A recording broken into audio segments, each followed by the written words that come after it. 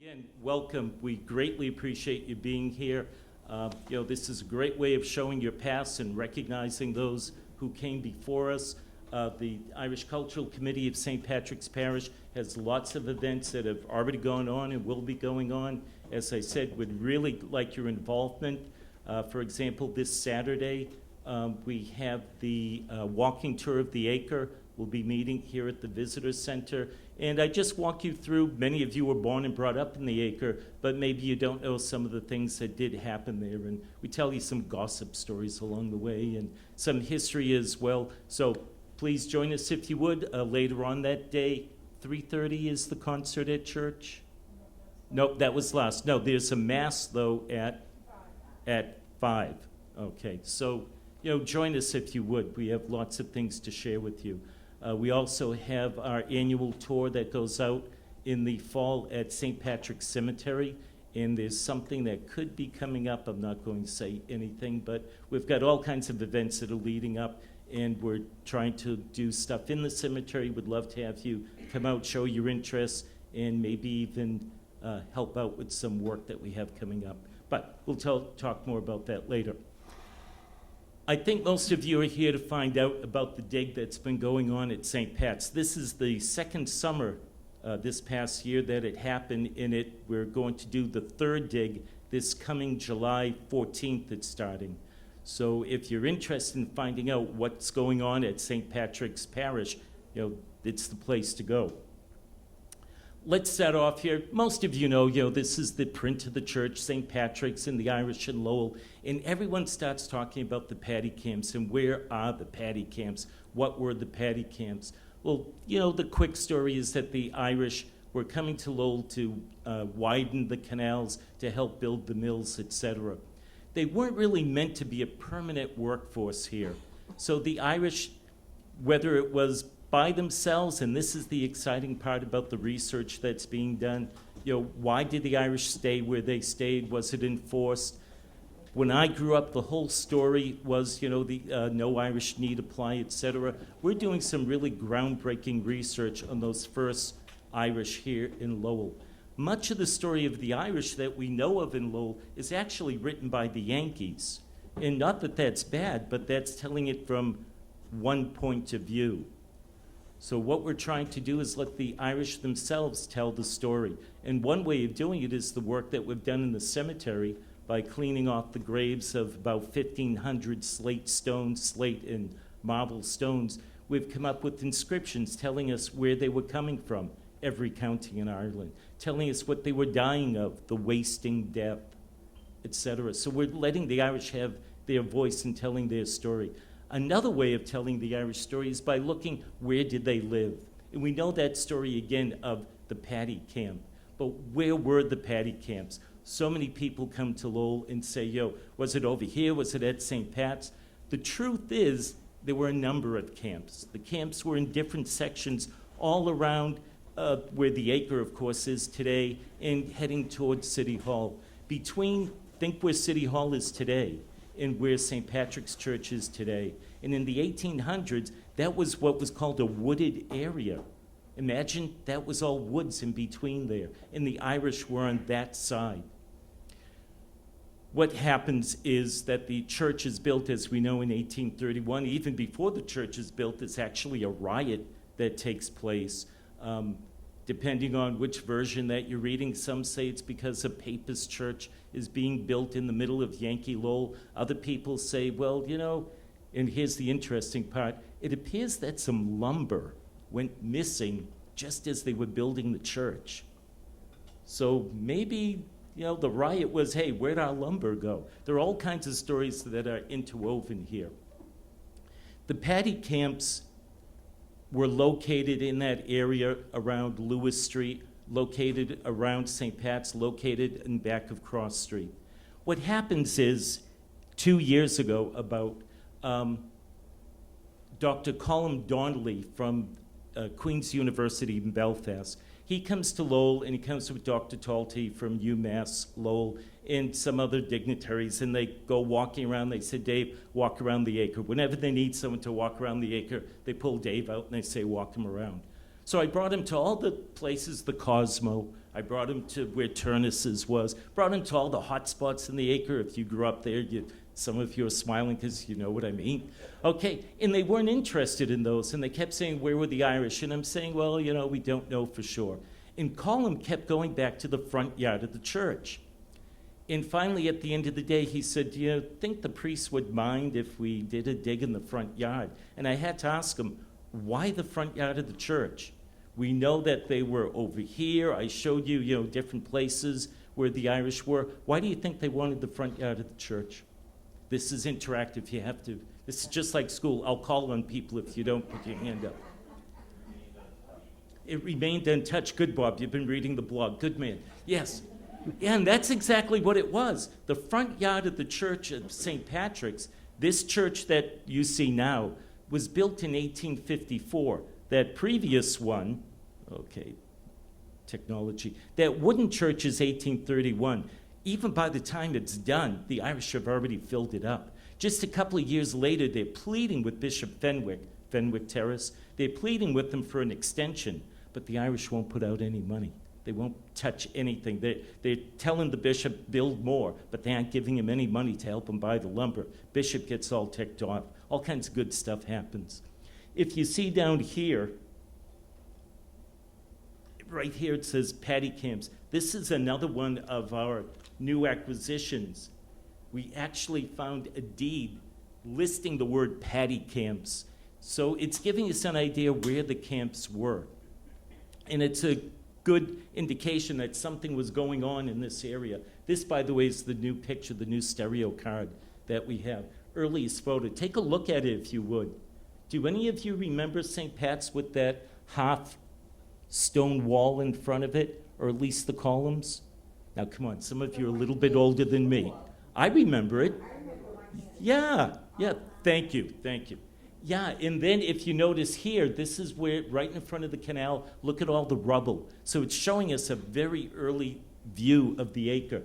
And also, if any of you have any of those old photos at home that you think they're no good, take a look in the background, and you can see some of the houses that made up the acre.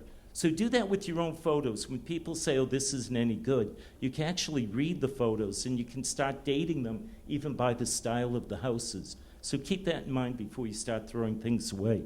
So, that picture that was just up, yep. I think that house, can you bring that picture?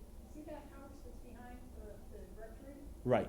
Here? That house just got torn down. Yeah. A year and a half ago. That's the Lions house. Yeah. Yeah. There used to be a store on the bottom floor, and they'd sell candy and cigarettes to the young kids in school. Yeah. Now, what some of you might not know, right here, that's the old rectory. In the old rectory, the rectory that's there now was built in the 1920s. So they took that rectory and they moved it across the street. And then when the housing came, they flattened it out. So once again, Colum says, as Bob just reiterated, that this is clean ground in front here. And with the clean ground, it'll be prime virgin territory to do a dig. And that's what they decide to do. That's exactly where they decide to dig. Look at the pits, if you would. And this is where the pits are going to be. There were two of them, one here on this side of the driveway and one on the other side. Now, Colum again. You might almost want to believe that we were being guided by someone, and maybe still am, because Colum just literally put the shovel in the ground and said, let's dig here, and we'll dig on the other side as well. These were just two test pits. That's all that they were trying to do.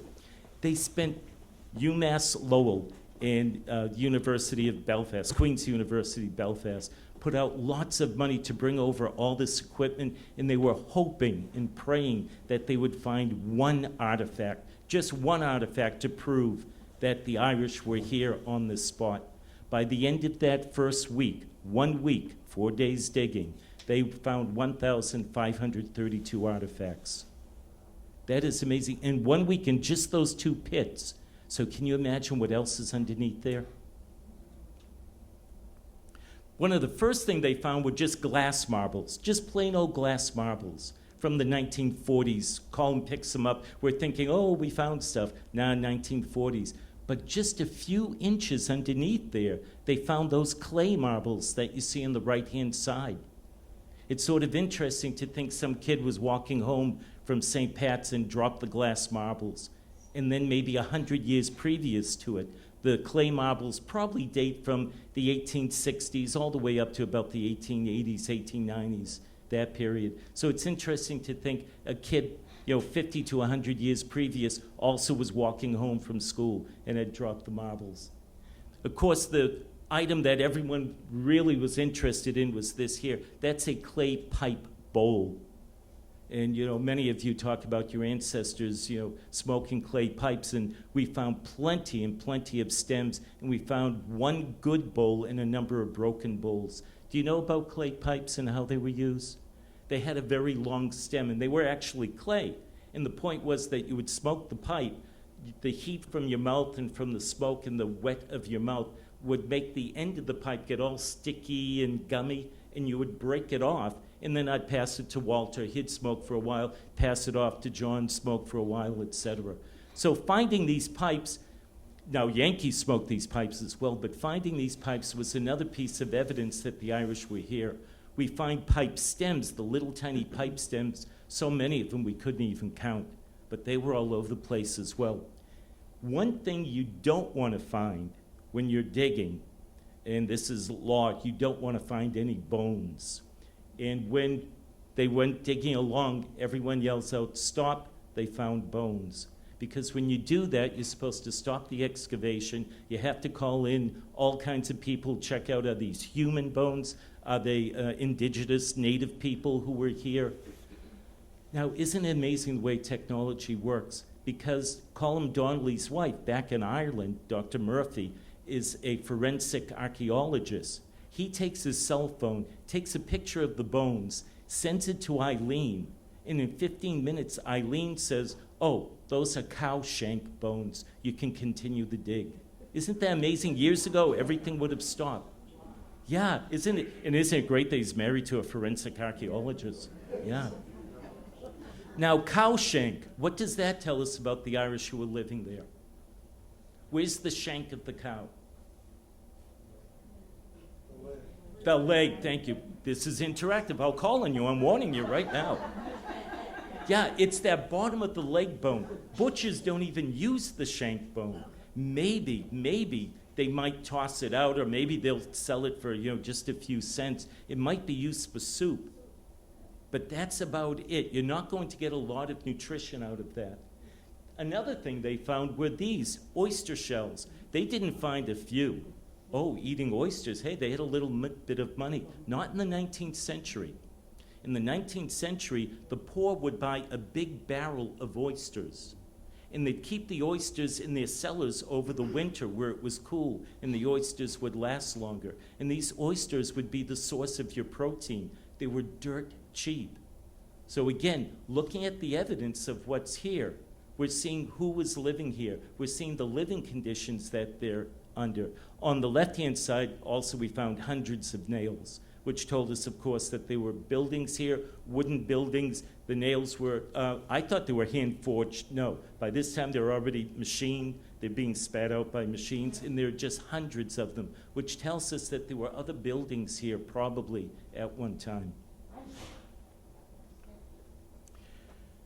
When the season finally came to an end after those 4 days, after finding all those artifacts, we're really excited. And of course, as always happens on the last day, on the trench closest to the rectory, what I thought was nothing, Colm Donnelly and Hugh and the others were all standing there looking at it, and they saw dark dirt and then a layer of light dirt. And immediately they said, "Seal this up." To me, it meant nothing, but to them, because they're trained, they saw that two different colors of dirt meant that there was a structure here at one time. So they sealed it up. Right now, if you go to St. Pat's, underneath there, you don't know it, there are two tarps outlying areas that are going to be excavated this coming July. So they're just sitting there waiting. But that last day was sort of sad because we were all thinking, what's going to come next? But immediately, Dan Lynch from UMass Amherst comes in. Now, look at that little thing Dan has. Isn't that amazing? He rigged this up himself. It looks like a baby carriage, but it's actually an X-ray machine. And Dan said, let me come out to St. Pat's. I'm going to roll my little baby radar machine over every inch of the front lawn. I said, I'll go with you, no problem. I was there for 9 hours and he wasn't even done. He literally walked every inch of the yard. But what he's looking at is this picture right, whoops, wrong way. He's looking this right here. These are the pits closest to the rectory. And what he's looking for are those colors on there. The colors are showing that there's something underneath here, just like you see on the History Channel. If any of you watch, the excavations being done in Egypt, that was done in the front yard. These are called the anomalies. And immediately you see anomaly A here. Dan says to Colum, when you come back, hit there first. Exactly where Colum had dug that first year. For some reason, Colum hit the right spot right there. And Dan said, yes, you have to dig here again. There's something under there.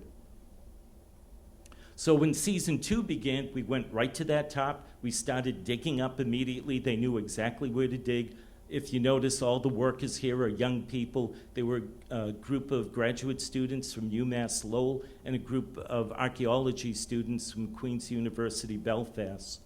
And Dan came back and he showed people exactly where to dig. That's just his regular GPS. Using a regular GPS, he could pinpoint exactly where to dig, and that's where we started. The woman that you see here is actually taking soil samples, and those soil samples will tell us what kind of wood was here. It might even tell us what kind of building it was. They're always looking for refuse. The other pit, by the way, was filled with garbage. And most of us would say, well, fill it back in. Just the opposite. You want a garbage pit. They love garbage pits. Why would an archaeologist want a garbage pit? Yeah, think, Peg, if I went to your house and looked through your garbage, imagine what it would tell me about you. Okay. But that tells us a lot about you. If you shred everything, I want to go through your garbage. Yeah. That means Peg has something good. So they went right back, and this year they weren't looking for all those artifacts, as great as those artifacts were. That isn't really what they were interested in.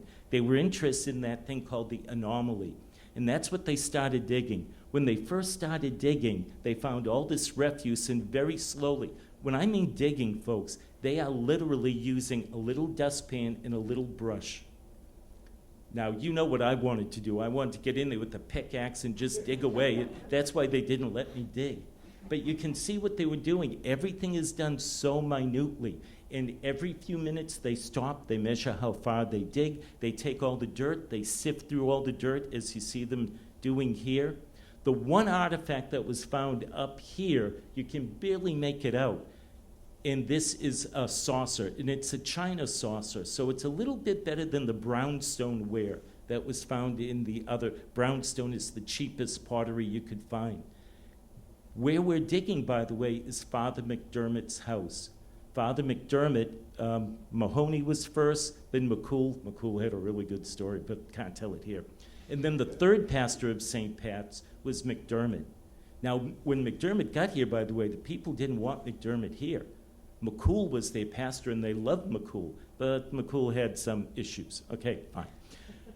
But McDermott comes in, and he comes to St. Pat's and finds the church actually boarded up, and they don't even let McDermott in. But he eventually wins his way into the people's hearts, and he has a house, a shanty, a real shanty identified in the 1800s as a shanty, moved onto the spot here. Very ugly, by the way, right smack in front of the church. And it's actually called, it's out of place, but McDermott has it moved here. And this is where he and his sister live. So what we're digging up here is Father McDermott's house. Later on, it's let out and rented to, well, we don't know how many people, do we? No, but that's where we're digging here. So then everyone says, okay, what is it? Well, when they looked at it, they started thinking all kinds of stuff. And then it was decided for a day or two, what the heck are we going to do with a toilet? Because they said, it looks like it's probably the sewerage, which you don't, that's going to cause all kinds of problems. But then they came back, and it's going to be uncovered this summer. So maybe you want to show up that day, maybe you don't want to show up that day, I'm not too sure. But what they think it is now, it probably isn't the sewerage. It probably is a cistern. It's probably a place to keep water. Now, water wasn't in the earliest days of the acre. Of course, you had to go to wells. Dick, do you know where the wells were located in the acre in the earliest days? Okay, Dick Howe, by the way, great guy. He's helped us out so much with deeds, etc. But these wells, you take your well water, you bring it home and keep it in the cistern. So this is probably the cistern. The thought is when they open it up, it could be empty, could be filled with rocks, or it could be filled with all the stuff the family didn't want to carry away. So this July, it could be a gold mine, or it could be sewerage. It could be holy. Don't know about that one. But then it was time. It took 1 full week to do all that. Sorry. It took 1 full week to do all of that digging. And then it was time to wrap it up. And as you can see, I did all the filming. I did none of the work. This is the pit that on July 14th, I'm going to pick them up from the airport like last year. They didn't even stop for a break. They went right out and they started digging. Do you see the 2 pits the way they are?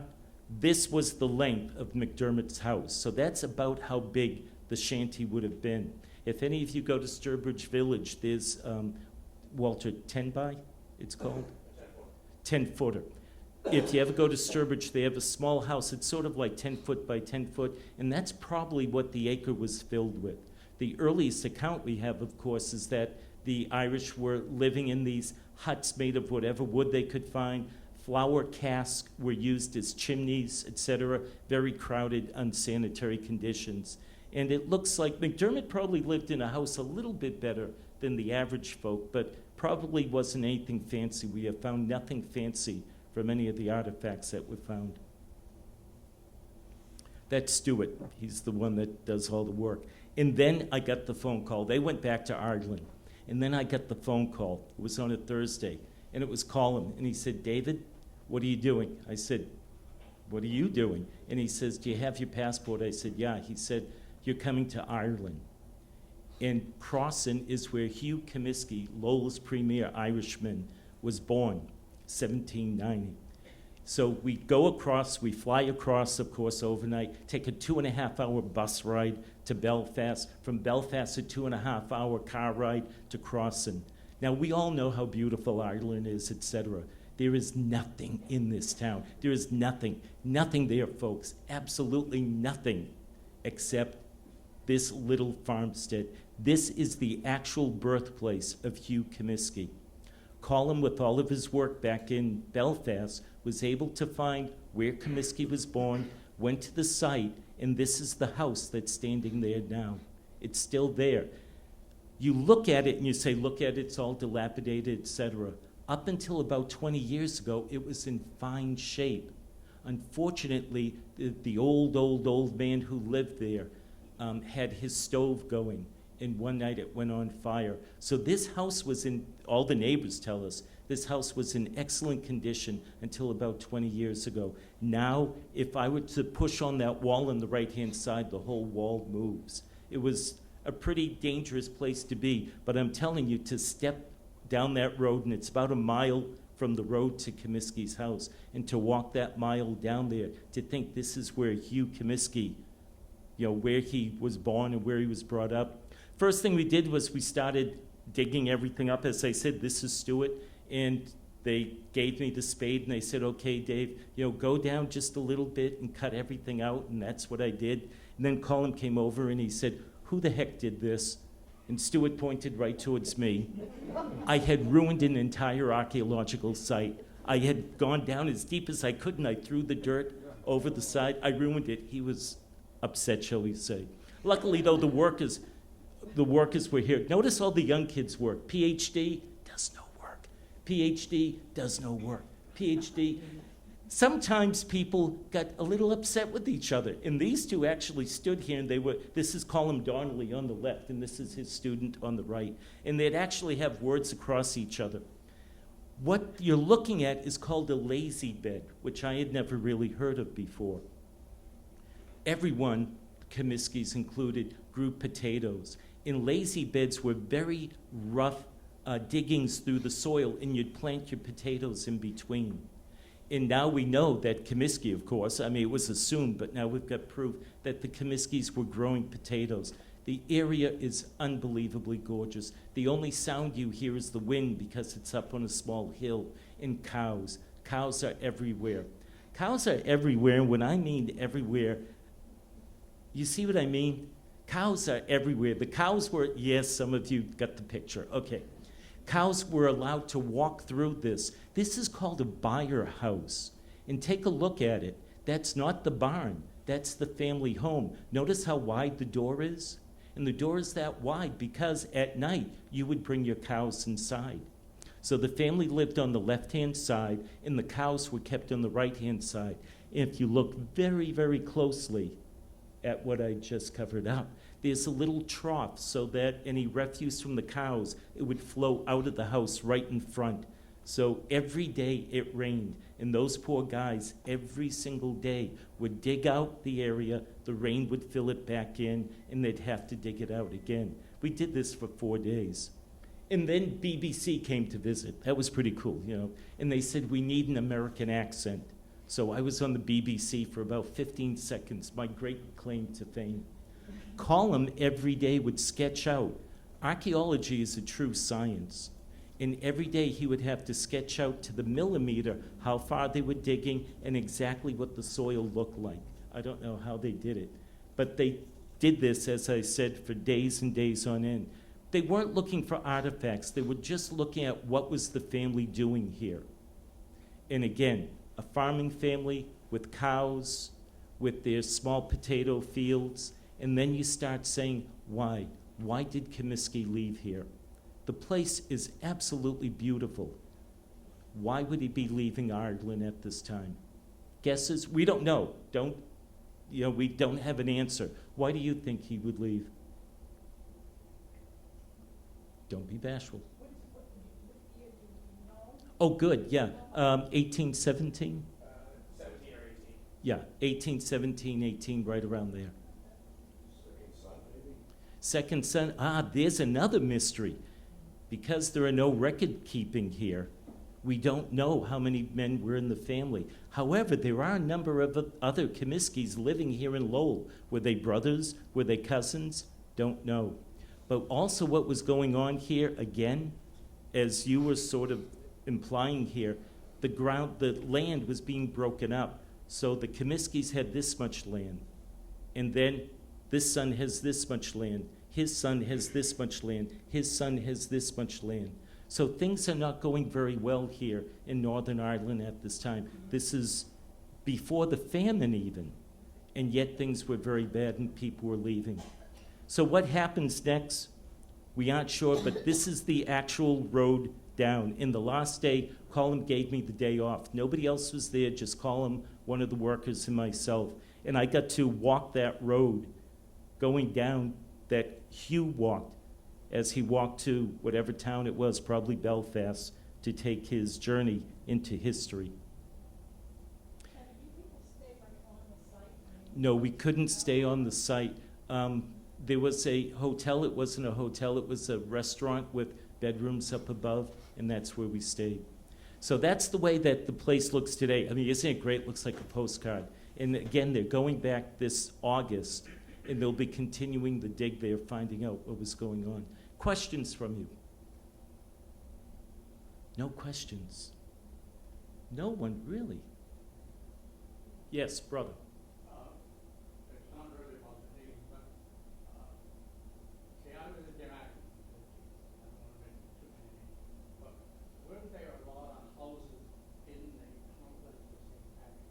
Now, I was told that the Franciscan sisters from Allegheny had a nursing home. Yeah.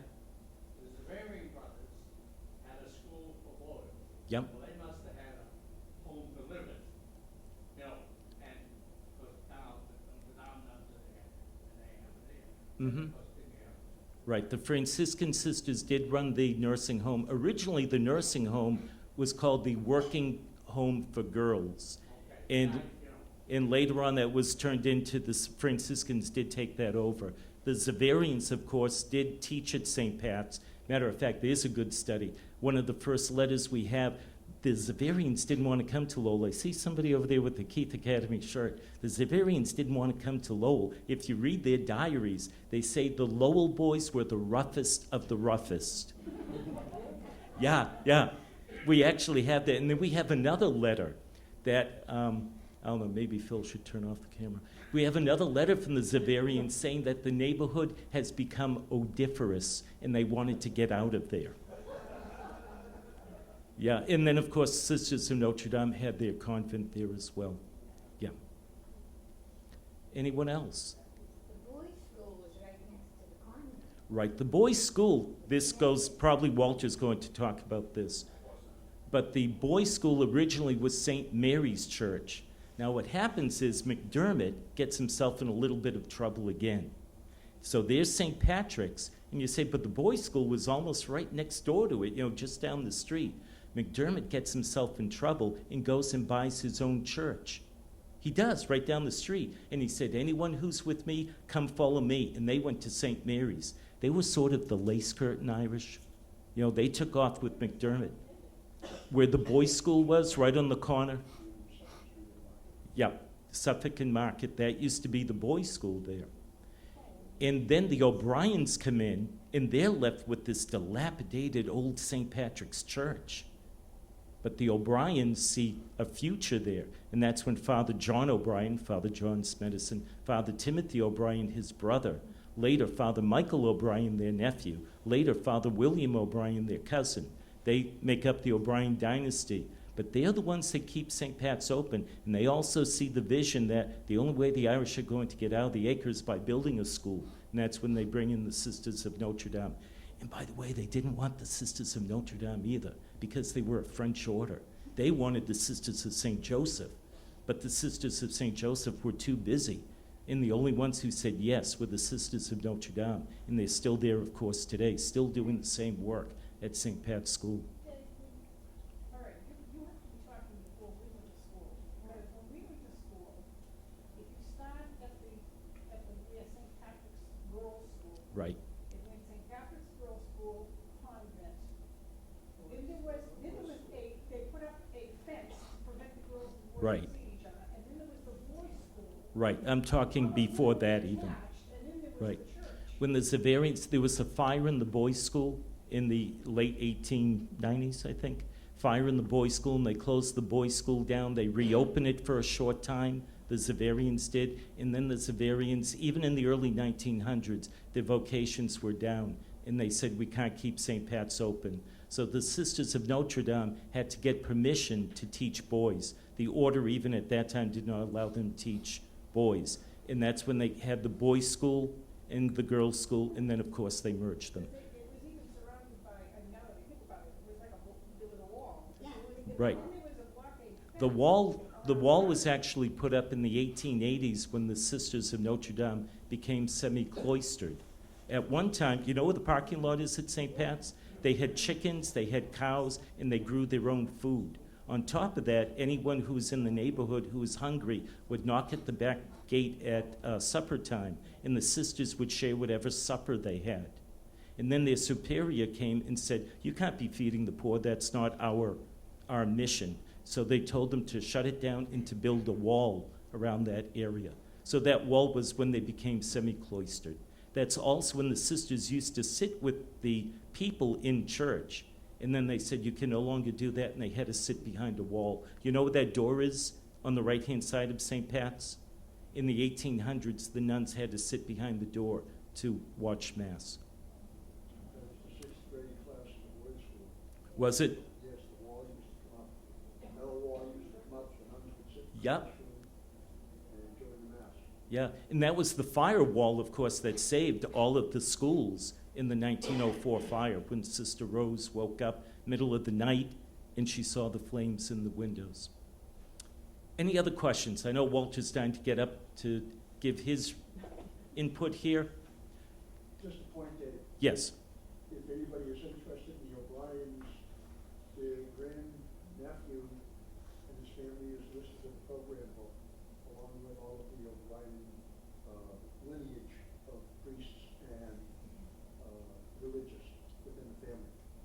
Interesting. Rock. And they've come back to visit a few times, yeah. They've been with us now for over 10 years. Yeah. Okay, so thank you very much. If you have any questions later on, come on up and listen. Walter's going to come up again. This is only the start of all the research that has happened because of Dr. Donnelly. Now, because of that, we've found out more about Hugh Comiskey than ever known before, some of the truths of Hugh Comiskey, and Father McDermott as well. So, Walter, let me switch over.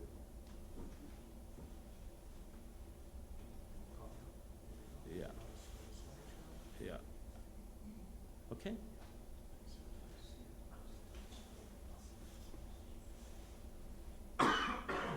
Excuse me, it's a great way to start.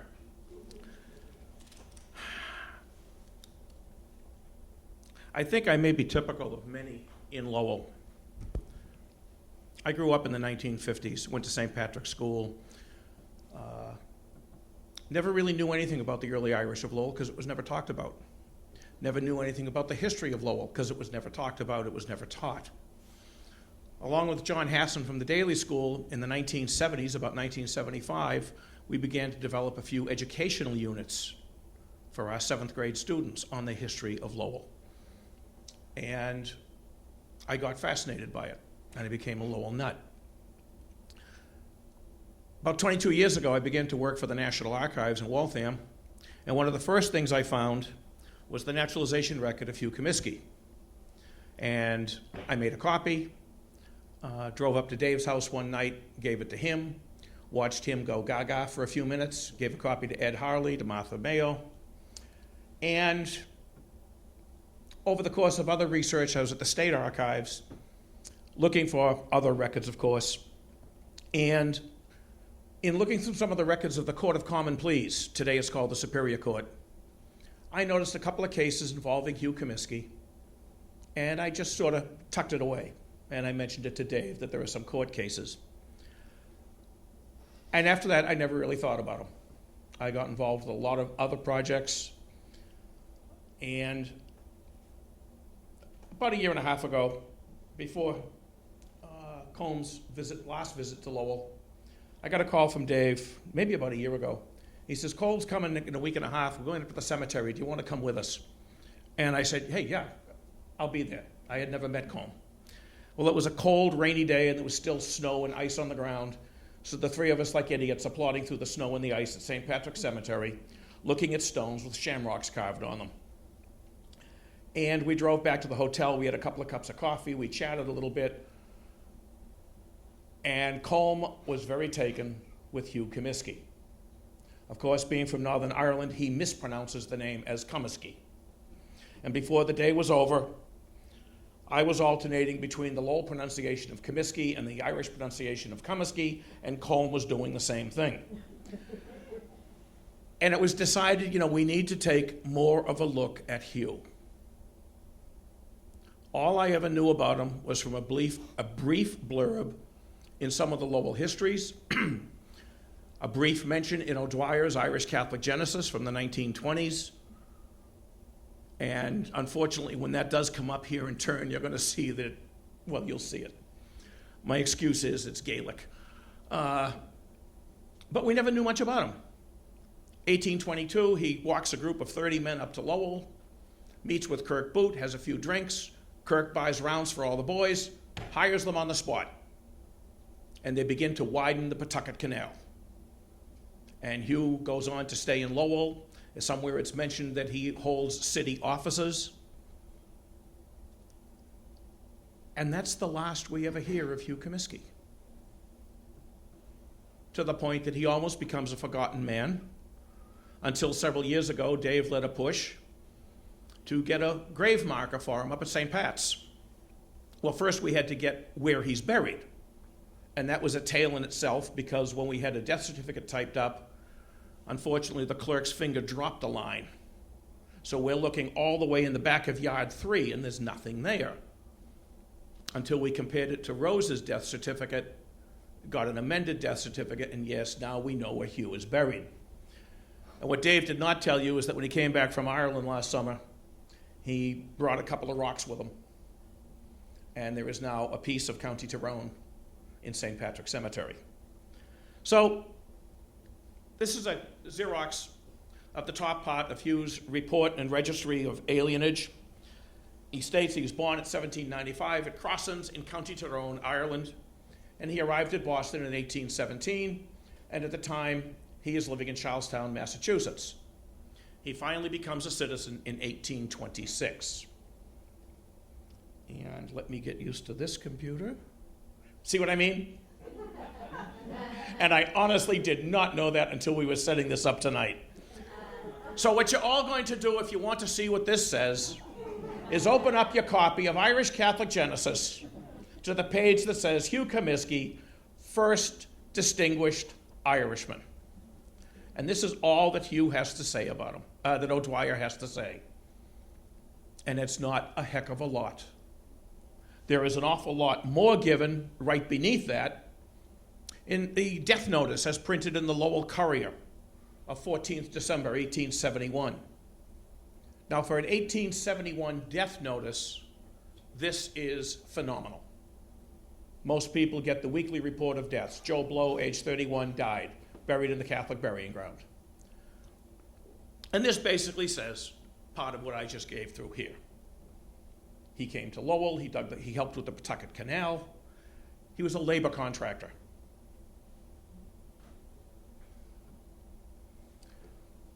What did surprise me, after I had done a lot of other stuff on Hugh over the past year or so, and my wife will attest that it's almost an obsession at this point, is when I did read this again, and Dave, where's your pointer button on this one? I'm reading this. In addition to the Lowell contracts, he also took contracts at Manchester, New Hampshire, and Lawrence. And my first thought was, oh God, I've got more work to do, which I will explain shortly. And of course, we know he was of excellent character and highly esteemed. He was a respected gentleman.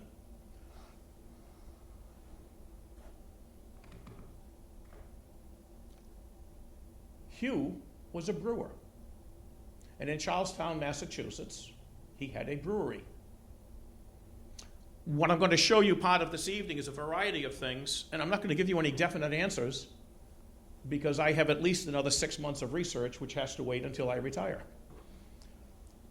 And this is his ad from 1824 to 1825, running in the Boston newspapers, opposite the Navy Yard in Charlestown. And of course, everything is for the highest price for the first quality of goods.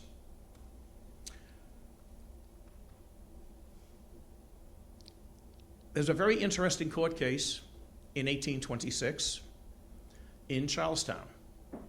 Your cast of characters. The owner of the land, Mary Shaw of Groton, yet she owns land in Charlestown. Hugh Comiskey, a brewer. And then somebody we never heard of before named John Corey. Now, Corey was a brickmaker, and he is leasing land from Mary Shaw, which is across the street, and I know you could read this, but bear with me, which is across the street from Hugh's brewery. Here's the problem. Hugh has a brewery. Corey's land is across the street. Breweries produce liquid waste. Hugh digs a ditch from his brewery across the street to the land that Corey is renting. The Board of Health in Charlestown gets rather upset at this. It's a public nuisance and a health menace. They order someone to clean up the land. Who do they order? Not Corey. Not Hugh. Poor Mary Shaw out in Groton. She's the owner.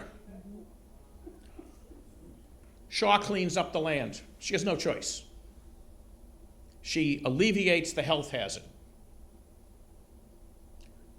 And then she turns around, and you can tell by the title, she sues Hugh in the Court of Common Pleas for damages. And the suit amounted to, I think, something like $56, which is a fairly good amount of money in 1826. Hugh refuses to pay. Anybody want to guess the grounds that he's refusing to pay on? In that case, I'll tell you. Who's leasing the land? Corey. So Hugh claims that since Corey is leasing the land, Corey should pay to clean it up, even though Hugh's the one who created the mess. Well, the jury disagrees. Hugh loses the case, and he's ordered to pay damages to Mrs. Shaw. Hugh is not happy with this. Hugh appeals the decision to the Middlesex Supreme Judicial Court. And the Middlesex Supreme Judicial Court upholds the jury verdict and says, Hugh, you've got to pay. This is the first court case I have found involving Hugh Comiskey. It is the first of more than 40. My comment to Dave fairly recently is, just as he led a move that there should be a monument to Hugh in the cemetery, and there should be,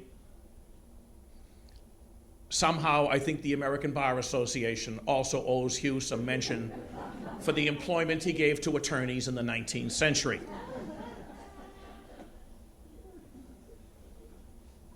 Oops, I'm pointing the wrong way, sorry. So, give it a little more on Hugh in case you've never looked at this. This is the 1830 census of Lowell. One page. Hugh is right here. Now, the 1830 census only gives one name, the head of the house. Everyone else is a number in age brackets for males and females. And in this house, we know there are 10 males in this age bracket, I can't read what it is, and 10 males in this age bracket. In other words, there were 20 men living in this house. There are no females. The fact that Hugh's name is listed, who's the head of the house, the household? Hugh Comiskey. And this is a classic example of one of our problems with the early Irish. Who are the other 19? They're not named. In terms of what the federal government was looking for in these early years for the census records, this is a wonderful record. The government wanted a head count. Well, that's what they got. But in terms of us trying to research our ancestors and this early population, who are the other 19? We'll never know. What's also interesting with this is that Hugh also appears in the 1830 census in Charlestown with his family. More than likely, he is physically living in Charlestown with Rose and the kids. And when the census taker comes to this house in Lowell and they're asked, who's the head of the house? Oh, Hugh Comiskey. He's the boss. Hugh does hold town offices. He comes to Lowell permanently about 1828, 1830. And it was stated in some things that I've read over the years that he was appointed as a constable. Well, Hugh was appointed as more than a constable. In some ways, he was the token Irishman. He was the representative of the Irish community. 1832, he's appointed as a constable. 1833, he is reappointed at town meeting as a constable. He's also appointed to the Board of Health. He's also been given a position as one of the tithing men for the city of Lowell. And not a single one of you dare ask me what a tithing man did, because I haven't looked it up yet. He's also appointed to the Budget Committee, which was chaired, of course, by Kirk Boot. In 1834, again, he's appointed as a constable. Well, as an interesting sidelight for the Budget Committee for 1833-34, this is the budget they came up with to run the town of Lowell for a year. That's a substantial amount of money in 1833-34. Today, it's peanuts. What is an interesting item in this, two items of interest to me personally. One is the amount of money for support of paupers. That is about 11% of the town budget. and then a very substantial, almost a third, for the support of schools.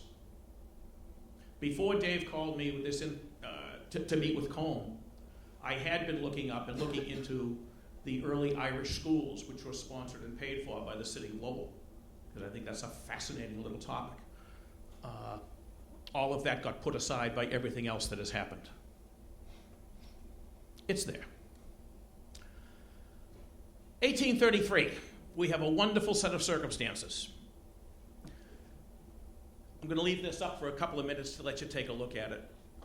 Brief background on this is that I had found some newspaper articles to answer a question that Dave threw at me one day in an email. And I found them in the Lowell Compend and in the Lowell Mercury. And I think it was the following Saturday I had to work at Waltham. So I asked my wife if she'd go down and double check a couple of articles and get me some copies. And Karen came home with what I'd asked for plus this. Now, I'm pretty good about doing research in Lowell newspapers. In the 19th century, especially in the first 3 or 4 decades, everything is always on page 2. There is never anything on page 1. Page 1 is ads. It's continuing novels. And I looked at her and I said, honey, where did you get this? She says, in that newspaper. I said, but where? She says, page 1.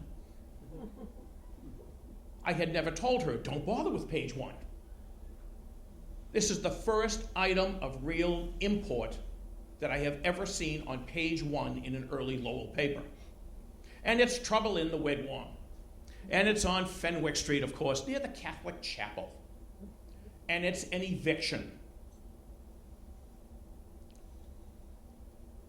A number of Irish families are being thrown out of their house under a legal eviction order. Now here's the catch. The owners of the property offered to provide other housing for them. They offered to take care of them in the meantime. And if I can find the term here, they were obstinately bent on remaining in their dwellings. If you come here to trouble us, you may as well bring your coffins along with you. In other words, they were a little bit upset at this. So there's this, quote, riot over on Fenwick Street. And the constables are called in, they calm everything down. The result of this is that one Michael Crowley, gee, guess what? He's an Irishman.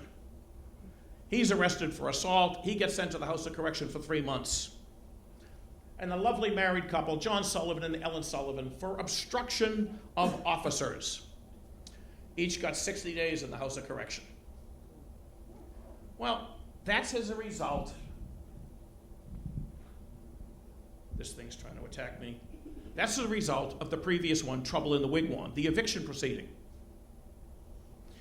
One of the problems with a civil melee like this is that it doesn't always end the next day or that day. There's a carryover. And the email I got from Dave is, when was Hugh shot?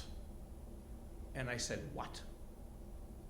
And from Bishop Fenwick's memoranda, which Dave very kindly shared with me, we have this quotation, this one little entry from June 4th, 1833. It's a fine day. And you'll notice the spelling of Comiskey is now Kaminsky, which is common.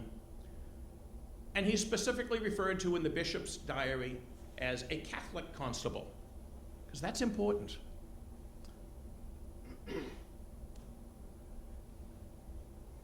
And from the Lowell newspaper, and this is kind of fine, so if you'll bear with me, I'm going to read it quickly. On Saturday afternoon, Bartholomew Crowley was brought up on an assault, forget that. Thomas Moran was brought up on a complaint of being a dangerous and disorderly person. Yesterday, Otis Lovering, a young male about 19 years of age, was brought before the police court on charge of firing a musket on Friday evening. Mr. Comiskey stated that on Friday p.m. he was called upon to assist in quelling a disturbance on Lowell Street near the Canal Bridge. Today, this would be right at Salem and Suffolk Street, right across from what becomes my great-grandfather's saloon. Near the Canal Bridge, had advised the Irish to return to their own homes and keep quiet. And about 9 o'clock, while standing near a post joining the bridge, heard the report of a musket and felt himself wounded. Told Mr. Sheriff Varnum, who was near, that he was wounded and he was carried home. About 7 shot or slugs struck his shoulder and his hand. They believe the musket was discharged from Peter Eaton's house, but they arrested this Otis Lovering on a charge. From that description, obviously, it was filled with what we would call buckshot. And that's the day Hugh got shot. Otis Lovering, the charge was dismissed. When it went to the Court of Common Pleas, there was insufficient evidence to say that he pulled the trigger.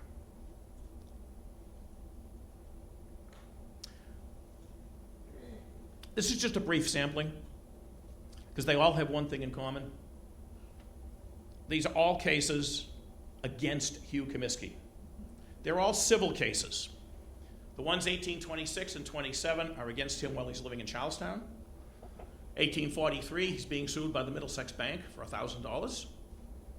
In 1833, A. William Gordon is suing him for $250. I will explain the numbers on this one from 1841 because it's the most substantial amount of money. Middlesex Bank was suing Hugh for $1,000. He had borrowed the money with a promise to repay with interest. And guess what Hugh did not do? He didn't pay it. They took him to court. Hugh was found by the court to owe the bank $1,213.33 plus $27.04 in court costs. Go up to 1826 with Oliver Jakes. Jakes wants $23.28 that Hugh borrowed from him, and Hugh did not repay. The court says you owe him $23.28 plus court costs. This gets expensive after a while. And there's one line, and I wish I could adequately do Niedermeyer from Animal House at the trial of the Delta House. But this is a typical letter. I'll come to that in a minute. This is from 1843.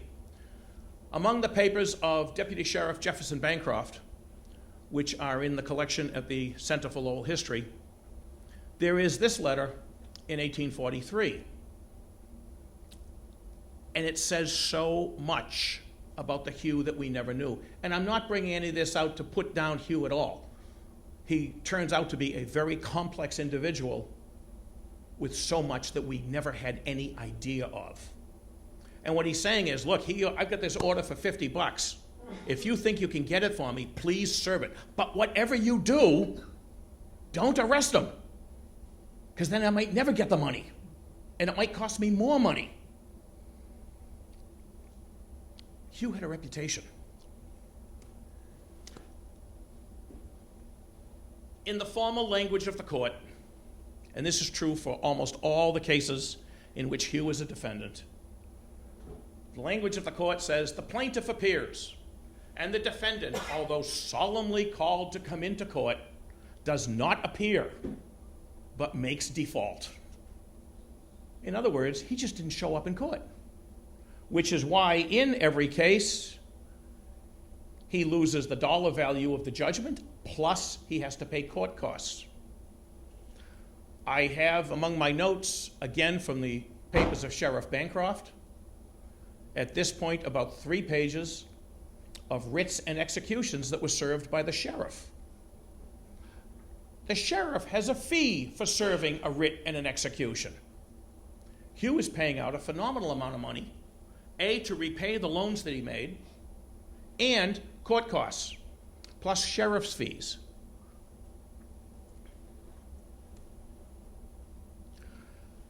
In 1838, Hugh's brother Eugene is arrested. And it turns out it's simply a violation of the liquor laws. And Hugh immediately sends this letter to Deputy Sheriff Jefferson Bancroft. Basically, tell me how much his bond is, I'll go it. There are other people who will help me with this. He's not a runaway. You know I'm good for this. Back in the early 1830s, when Hugh was a constable, he was also serving with Deputy Sheriff Bancroft. They knew each other. They were in constant communication. This, as I say, is for a liquor violation. It also goes up to the Middlesex Court of Common Pleas, at which point the case was dismissed. What's also interesting in this is that Hugh is citing as references Mr. Short. That will be Charles Short, who ran a West India goods store just like Hugh did, and Mr. Castles, who is Stephen Castles, a major real estate dealer in Lowell in the 19th century.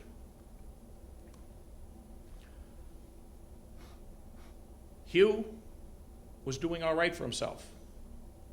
There are going to be 3 pages here, you can get a glimpse at them, of the tax lists from the city of Lowell between 1831 up to 1850. And in this particular one, I can turn around, but I can't see it. First one appears is 1831, Hugh Comiskey. The poll tax is 50 cents. He owns an undivided half of 8,000 plus feet of land on Merrimack Street. It's assessed at $500. Its taxable value is $250. He owes $2.54 tax. And I can't go over to read the rest. He is also charged as personal property 8 oxen valued at $120 and 1 horse valued at $30. Again, why the 8 oxen?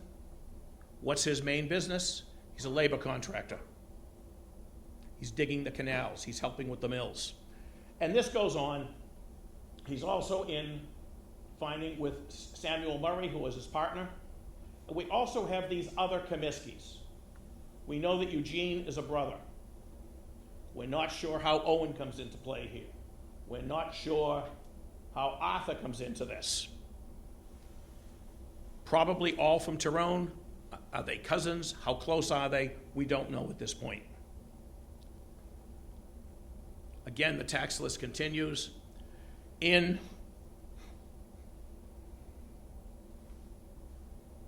the 1835, 36, and 37 tax years, Hugh is being taxed as an out-of-town resident because he had moved back to Boston. But he still maintains his property and his business in Lowell. And from the taxes he is paying, he is a very substantial, very well-to-do businessman.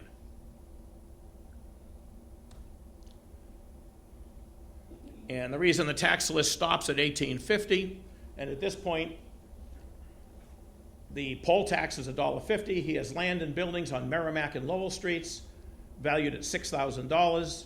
His tax on those is $39.60. And the reason it stops at 1850 is that that's the last year that these records have been microfilmed. After that, I'll have to get into the assessor's office. But it shows a successful man. 1850, we have Hugh with Rose and the children. His occupation is listed as contractor. He has real estate worth $6,000. 1852, though, we have a surprise. All of a sudden, this notice appears in the Lowell Advertiser on 17 January. Hugh is filing for bankruptcy. This came as a shock to all of us. We had never heard of this. Unfortunately, what came as a shock to me is that when I contacted the Supreme Judicial Court archivist for these papers, guess what's missing for Middlesex County? The insolvency case files. Nobody knows where they are. I'm hoping they still exist and that they turn up someday. This is one record I really would love to see. What cause this problem. But they have not been known to exist, at least, I believe she said, since 1989. Excuse me, when an inventory of the court records was done. Excuse me.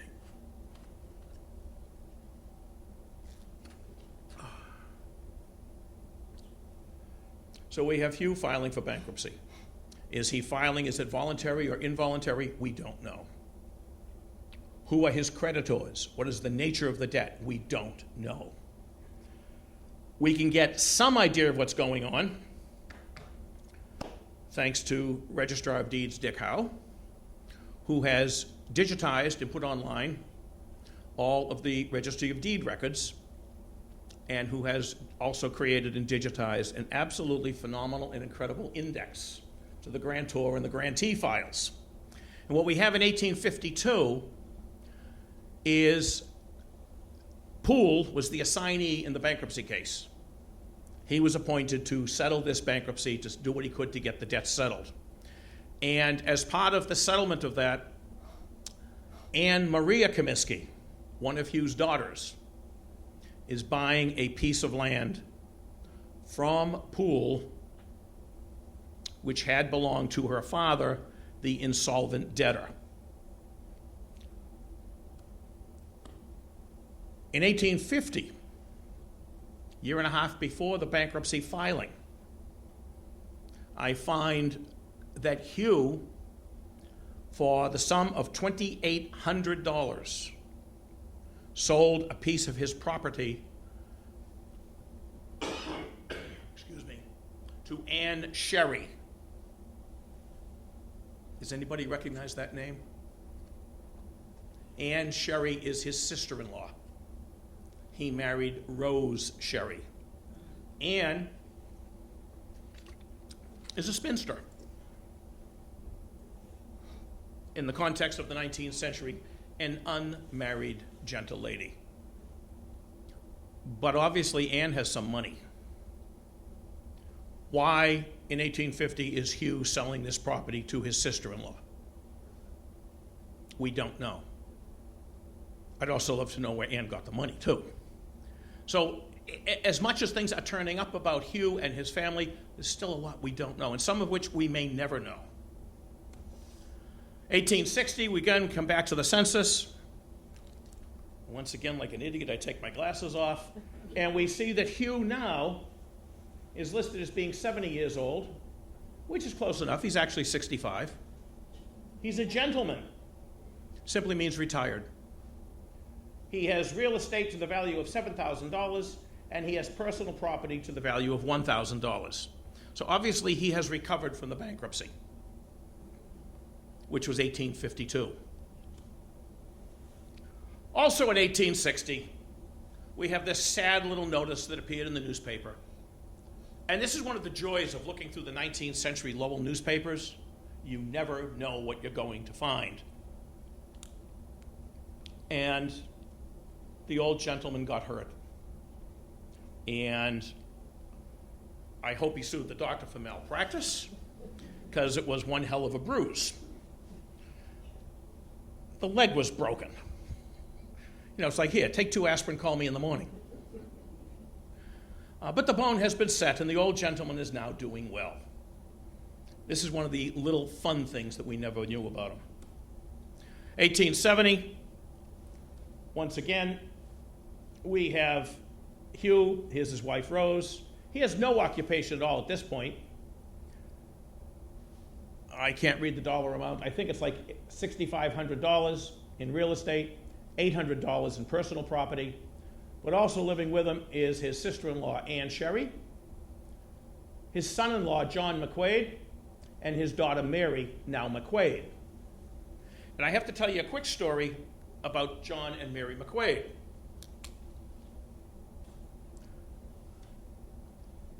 Several weeks ago, Karen and I, on a lovely weekend afternoon, I think we spent 3 days in a row up at St. Patrick's Cemetery. It was gorgeous weather, why not? And as we're driving out of the cemetery, on the back of a stone, what do I see but Mary Frances Comiskey? I said, oh my God. I stopped the car, got out, took a picture of the back of the stone, took a picture of the front of the stone. Now, if you've been up to St. Pat's Cemetery, when you drive in the cemetery, you turn right at the office. You get down to the end of that road and you turn left. This stone is right on the left. When we got home, I immediately uploaded that and sent it to Brother David. His answer comes back, which is the same reaction Karen and I had, and I think I can quote him, "I have driven by that stone a zillion times." And so had I. Every time I turn and take a left, I see the McQuaid sign. Never noticed the back of the stone. Well, as we finish looking at the McQuaid stone, get back in the car, I turn right, heading back towards the office, and I happen to look to my left, and what do I see but a Comerford stone? And underneath the Comerford stone is his wife, Comiskey. But she's related to the Hugh Comiskey of Boston, not the Hugh Comiskey of Lowell. There are times we've both had the feeling something is guiding us, that too many coincidences are coming up. We go to Bunker Hill Cemetery to look at the grave of James Comiskey, Hugh's brother, dies 1833, something like that. They open the gate for us, we walk in the cemetery, boom, it's right there on the right. So Dave, myself, his daughter Kate, we now drive over to Cambridge. We're going to look for the grave of Captain Hugh Comiskey of Boston. We're not sure how they're related. And oh my God, here's the cemetery, and it's kind of large. And Dave says, well, you know, in the picture that we saw, the housing project is in the background. So we know to look only at 90% of the cemetery. He stops the car, he says, oh my God, there he is, right on the road. These people are popping out at us. Very briefly, I'd like to give you a quick run through on another aspect of this. This is not as good as what David had. And I'm going to, Phil, does this come out? Yes. It does if I pull it hard enough. Oh, this is going to be dangerous. I got a bad knee. This is the 1850 map of Lowell, called the Sidney and Neff map. What's unique about it, it shows many of the buildings, but also shows many of the building owners. This is Fenwick Street. Here's Suffolk Street. This is Cross Street. This is St. Patrick's Church. This is Father McDermott's house. Behind it, there are two other residences. The occupants are listed as Conlon and McLaughlin. And we never thought too much about this until, I'm not sure if it was either Dave or Combe, based on this and the fact that this is the 1850 map, could we determine from census records who else is living on Fenwick Street and on Suffolk Street? Well, the answer turns out we can't.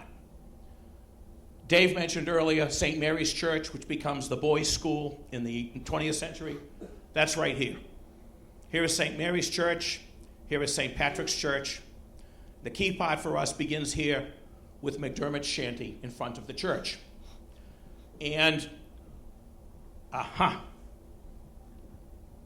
do listen. Coming down, it might have been get 911.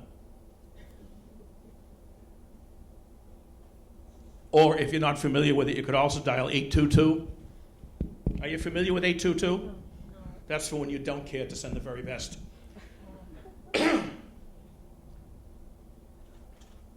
Okay, here's the area of the church, McDermott, and the two houses behind. Never thought too much about them until we're trying to figure out what can we get on McDermott. This is a little segue from Hugh. Well, very nicely, Father McDermott dies in 1862. Most considerately, he leaves a phenomenal probate estate. The inventory of his estate, I think, goes on for 10 or 12 pages. And we're trying to determine what was his personally, what was in the church, and we figure everything was stored up in the attic of St. Mary's Church, because there's no way under God's heaven that all this stuff could have been in his shanty in front of the church. But the other nice thing about McDermott, and here he is now, you may have seen this stone at the back of Yard 3. Jacobus T. McDermott. Well, again, this is another nice day. Karen and I are up at the cemetery, and I'm taking a close-up, I don't know if I have it in here, no I don't, of the inscription. I'm pointing at this like you can see me. The inscription here, which simply, it's all in Latin. It says Catholic priest, St. Patrick's Church, Lowell, wonderful, and St. Mary's Church. And we knew from census records that in 1850, 1860, the housekeeper in the parish house was Catherine O'Rourke. Catherine McDermott O'Rourke, his sister. And I had also done some work in the meantime, and I knew that the Conlon and McLaughlin house behind his little shanty, based on his will, oh my God, they're his nieces. So we've got the entire McDermott clan here in Lowell. Well, while I'm busy photographing this and kneeling down to get close-ups of this, Karen says, take a look at this. And that's the stone, I don't think it's in this set here, I don't know, of Catherine O'Rourke. And a Charles McDermott, who dies in 1854. Catherine dies in 68. And again, oh my God, we've got the family here. And then Karen says, well, what about this one? And we look at this one, and that's the family of Timothy McLaughlin and his wife, Anne. Anne being a niece of Father McDermott. So once again, I sent pictures to my partner in crime here, and once again, it's oh my God. Because like Dave, I had always looked just at the McDermott stone. Well, the McDermott brothers, also very, very successful. Father McDermott in the Grantee Index at Middlesex, I believe the references to James T. McDermott's purchases and mortgages and everything else go for 2 pages.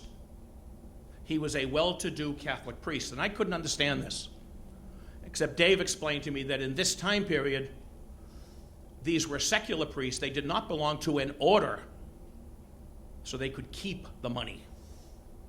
And boy, they did.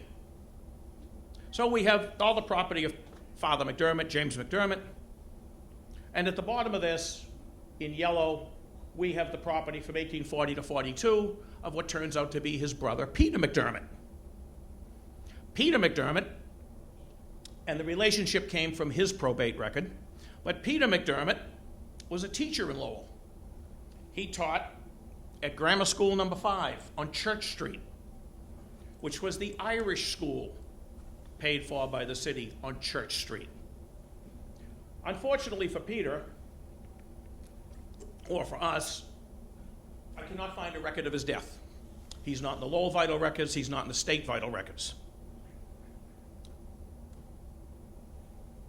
In Father McDermott's probate, he leaves his sister, Catherine, who is the widow of Charles O'Rourke, as his executrix. She is going to decline the appointment in favor of her niece, Eliza Conlon. And these are all the relatives of Father McDermott in Lowell in 1862. So we've got McLaughlins, we've got Carrolls, we've got Conlons. They're all over the place.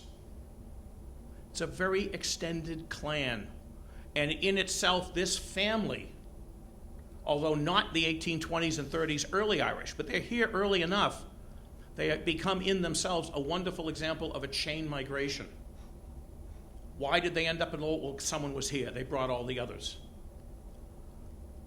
Conlon McLaughlin also owned property. They're paying taxes, and the houses are always identified as Suffolk and Cross Streets. Those are the two immediately behind McDermott's shanty. It's where the rectory stands today. I love this one. This is from Peter McDermott's probate record. It's an administration, But the key thing with this, and I will read this to you because the handwriting is horrible. I, Rosanna, her Mark, McDermott of Lowell, in the county of Middlesex, mother of Peter McDermott, late of said Lowell, deceased intestate, did not leave a will, and next of kin to said deceased and entitled administration thereon, do hereby, the word has to be relinquished, but I can't make it out, my right to administer said estate, and request that James T. McDermott of Lowell may be appointed to that. Who's the mother of James T. McDermott? Rosanna McDermott. Who's the mother of Peter McDermott? Rosanna McDermott. Up to this point. And from Catherine's will, Catherine McDermott O'Rourke in 1868, one of the bequests is this one. And I believe it was the second request in her, second bequest in her will. Because up to that point, as the heir of her brother James, she owned the land that they've been digging up for the past 2 summers, where McDermott's house has stood. The church does not get title to that property. I believe the final papers get passed in 1869, the year after this. And finally, I'm going to leave you with a couple of 3 pictures. A couple of weeks ago, Dave, after many efforts, contacted St. Monica's Church in South Boston and arranged for us to go in and get the key to St. Augustine's Church in Southie. St. Augustine's was built in 1818, and we went in. We did not find all the graves we had hoped to find. He pointed out to me as minute we walked in the gate, well, there on the wall of the church, there's the stone for Father Mahoney, first pastor in Lowell. To the right of him is the stone for Father O'Byrne, who was the traveling circuit priest coming up from Salem before Mahoney was appointed. And to the right of that is the huge monument. Is it O'Flaherty? Dr. O'Flaherty, who gave the dedication sermon at St. Patrick's Church. And this, the nice thing of the lady at the rectory, she gave us the keys to the cemetery gates. And she says, now be sure and lock the gate behind you when you get in. You don't know who else might come in. And we'd gotten in there, and we're just there a few minutes, and we turn around to somebody in the cemetery. But the gates were open, so he had a key too. He was the caretaker. We had a wonderful conversation with him. And we spent probably about an hour or so walking the grounds. Lovely. And then, since we have the key, let's go inside. And this is taken from the choir looking towards the altar. And you may recognize that character in the middle. From the ground floor looking towards the altar. The church has recently been restored by the parishioners, and this is from the altar looking towards the choir at the rear of the church. And this is an 1818 church. The first St. Patrick's Church is 14 years later. Dave and I both had the feeling that this is probably what the first St. Patrick's Church might have looked like. The time period is right. The priests were from this church. And on our way out, as we're making sure we have everything, we turn around and what do we see again? But the gate is open. And a fellow comes walking up along the side of the church, and he figures we're legal because we're in there. Well, that's Father Joe White. He's the priest who conducts ceremonies and masses at the church. And we had a wonderful conversation with Father White, and we mentioned what we think might be and he says, absolutely. So, as much as we can, we are probably looking at what the original St. Patrick's Church looked like on the inside. Now, do they use that church regularly, or is it just a special ceremony? It's used for special ceremonies and holy days. Dave? Saturday Mass at 4:15. Yeah. But it's not a parish church anymore. In fact, the day we were there, they were going to have a mass that evening for a fellow who had died, and they were sending the body back to Ireland for burial. and the memorial mass was going to be for those who could not accompany the body back to Ireland. At St. Augustine's, yeah. And of course, we have to leave you with this one, because the one stone I found on O'Dwyer's list, and we don't know where he gets all his information, but of Lowell bodies brought to St. Augustine's in the 1820s and 30s, on that list there is a Rose McDermott, 1845. And I said, we've got to find that stone. Well, we did not find a stone for Rose McDermott. But in the case of not finding a stone for Rose McDermott, we found Peter McDermott. This is the brother of Father McDermott. He died in 1842. So at least we know where he is buried. And as we're coming away from this, Dave's comment or question, okay, what's our next road trip? What I have thrown at you here briefly between Hugh and some of the McDermotts, it is definitely a work in progress. We haven't begun to scratch the surface on this, and every time we turn around, something else pops up. I had started by looking at the early Irish schools. Then I was doing a little bit off and on the paddy camps. And I don't care about the Yankee fight over the land. That went on for 18 years. I'm interested in who were the Irish settlers on the paddy camps. And now between the Comiskys and the McDermotts, it's exploding. And it's also a heck of a lot of fun.